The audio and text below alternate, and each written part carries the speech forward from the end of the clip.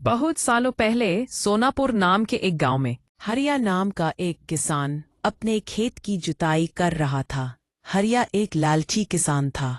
खेत का काम खत्म करने के बाद हरिया अपने घर जाता है। घर जाकर हरिया अपनी पत्नी से कहता है, भाग्यवान, जल्दी से मुझे एक कप चाय पिला दो, मैंने सुबह से चाय नहीं पी है। हरिया की पत्नी उससे कहती है, ए जी, हमारे खेत के पास जो रमेश है, उसके खेत के अंदर बहुत ही अच्छी फसल हुई है। सुना है वह शहर से एक ऐसी दवाई लेकर आया है जो कि फसल को रातों रात बड़ा कर देती है। अपनी पत्नी की यह बात सुनकर हरिया लालच में आ जाता है। उसके बाद हरिया सीधा अपने घर से रमेश के खेत पर जाने लगता है। हरिया रमेश से कहता है, सुना है भाई, तुम शहर से काफी बढ़िया दवाई लेकर आए हो जो कि फसलों को रातों रात बड़ा बना देती है। क्या तुम मुझे भी वह दवाई दोगे? मुझे उसकी सख्त जरूरत है। रमेश दवाई देने के लिए हाँ कह देता है, मगर वह उससे कहता है कि हरिया भाई, दवाई का इस्तेमाल थोड़ा थोड़ा करके करना, वरना तुम्हारी फसल बर्बाद हो सकती है। इतना कहकर रमेश दवाई दे देता है। उसके बाद हरिया अपने खेत में उस दवाई को डाल देता है।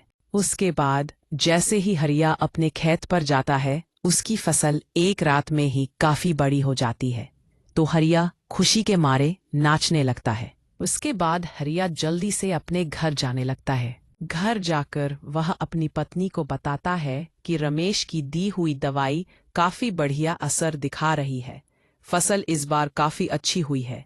मैं कल भी उस दवाई का इस्तेमाल अपने खेत में करूंगा। इतना कहने के बाद हरिया की पत्नी उसे कहती है, यह तो काफी अच्छी बात है और सुना है इस बार फसल के दाम भी काफी अच्छे हैं। अपनी पत्नी की यह बात सुनकर हरिया अपने घर के बाहर आ जाता है और मन ही मन कुछ सोच रहा था। थोड़ी ही देर में वहां पर गांव का सरपंच आ जाता है। सरपंच हरिया से कहता है, हरिया, गांव में सभी लोग तुम्हारे ही बात कर रहे हैं।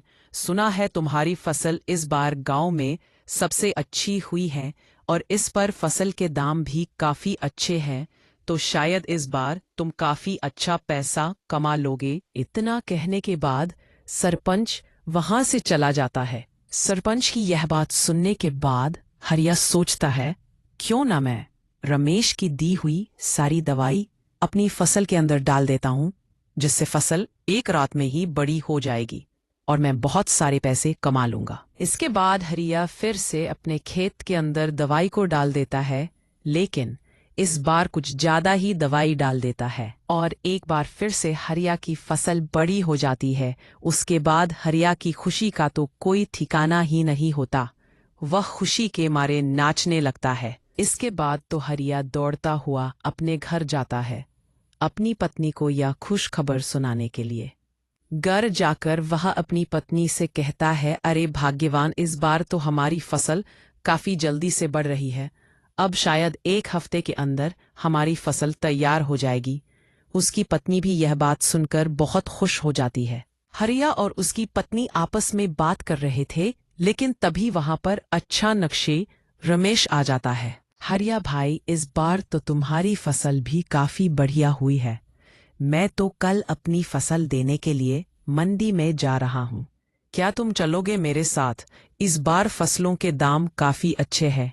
रमेश के इतना कहने के बाद हरिया थोड़ी देर तक सोचता है। उसके बाद हरिया रमेश से कहता है, भाई, कल मुझे एक जरूरी काम से शहर जाना है, इसीलिए मैं तुम्हारे साथ नहीं आ पाऊंगा। हरिया के इतना कहने के बाद रमेश वहां से चला जाता है। हरिया सोचता है कि रमेश तो कल अपनी फसल देने जाएगा और मेरी फसल को तैयार होने में अभी एक हफ्ता लगेगा, तो क्यों ना मैं रमेश की दी हुई सारी दवाई का इस्तेमाल एक साथ कर देता हूँ और रात तो रात फसल को बड़ी करके काल बेचने चला जाता हूँ। इतना सोचने के बाद हरिया अपने खेत की तरफ जाने लगता है।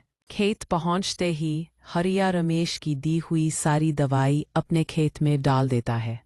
उसके बाद हरिया सीधा अपने घर चला जाता है। लेकिन जैसे ही हरिया अगली सुबह अपने खेत पर आता है तो वह देखता है कि उसकी सारी फसल ज्यादा दवाई दल लेने की वजह से बर्बाद हो जाती है। उसके बाद हरिया अपने खेत पर बैठा बैठा जोर जोर से रोता है। तो इस कहानी से हमें ये सीख मिलती है कि हमें जीवन में कभी भी लालच नहीं करना चाहिए, क्योंकि लालच बुरी बाला है।